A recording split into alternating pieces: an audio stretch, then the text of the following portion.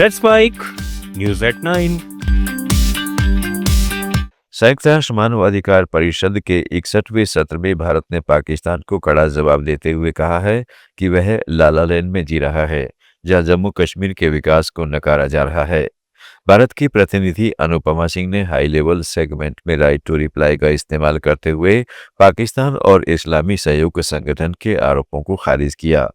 उन्हें लगातार प्रोपेगेंडा और ईर्ष्या से भरा बताया, साथ ही संगठन को एक देश का इको चैम्बर करार दिया। उन्होंने दोहराया कि जम्मू कश्मीर भारत का अभिन्न और अविभाज्य हिस्सा है, जिसकी वैध एक्सेशन 1947 के इंडियन इंडिपेंडेंस एक्ट और अंतर्राष्ट्रीय कानून के तहत अपरिवर्तनीय है।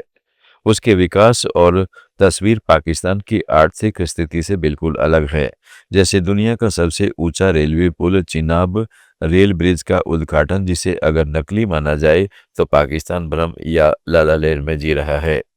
सिंह ने पाकिस्तान से अवैध कब्जे वाले भारतीय क्षेत्रों को खाली करने की भी मांग की।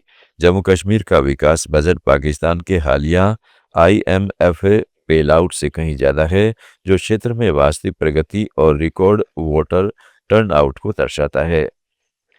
कनाडा के प्रधानमंत्री मार्क कार्नी 27 फरवरी से 2 मार्च तक भारत की अपनी पहली आधिकारिक यात्रा पर आ रहे हैं, जो प्रधानमंत्री नरेंद्र मोदी के निमंत्रण पर हो रही है और दोनों देशों के बीच पिछले वर्षों की तनावपूर्ण संबंधों के बाद एक महत्वपूर्ण रीसेट का संकेत देती है।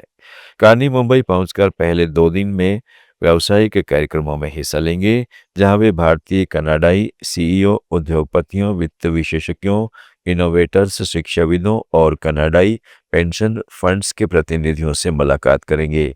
इसके बाद 1 मार्च को नई दिल्ली पहुंचकर 2 मार्च को हैदराबाद हाउस में PM मोदी के साथ प्रतिनिधि मंडल स्तर की वार्ता करेंगे। दोनों नेता भारत कनाडा रणनीतिक साझेदारी की प्रगति की समीक्षा करेंगे, साथ ही व्यापार, निवेश, ऊर्जा, महत्वपूर्ण खनिज, कृषि, शिक्षा, शोध, AI, क्वांटम और लोगों के बीच संबंधों जैसे क्षेत्रों में सहयोग को बढ़ावा देने पर फोकस करेंगे। यह यात्रा फ्री ट्रेड एग्रीमेंट वार्ता को फिर से शुरू करने और व्यापार संबंधों को मजबूत करने की दिशा में एक बड़ा कदम मानी जा रही है, खासकर कनाडा की अमेरिका पर निर्भरता कम करने और इंडो पैसिफिक में नए साझेदार तलाशने की रणनीति के तहत। प्रधानमंत्री नरेंद्र मोदी की इजराइल यात्रा पर अरब मीडिया में व्यापक चर्चा हो रही है। इसे भारत इजराइल संबंधों की मजबूती के साथ साथ क्षेत्रीय समीकरणों में बड़े बदलाव के रूप में देखा जा रहा है। अल जजीरा जैसे आउटलेट्स ने इसे मोदी के नेतृत्व में भारत की पारंपरिक फिलिस्तीनी समर्थन वाली नीति से हटकर इजराइल के करीब आने का संकेत बताया है, जिसमें गाजा में इजराइल पर नरसंहार के आरोपों के बावजूद मोदी ने नेसेट में इजराइल के साथ एकजुटता दिखाई और 7 अक्टूबर के हमास हमले की निंदा की।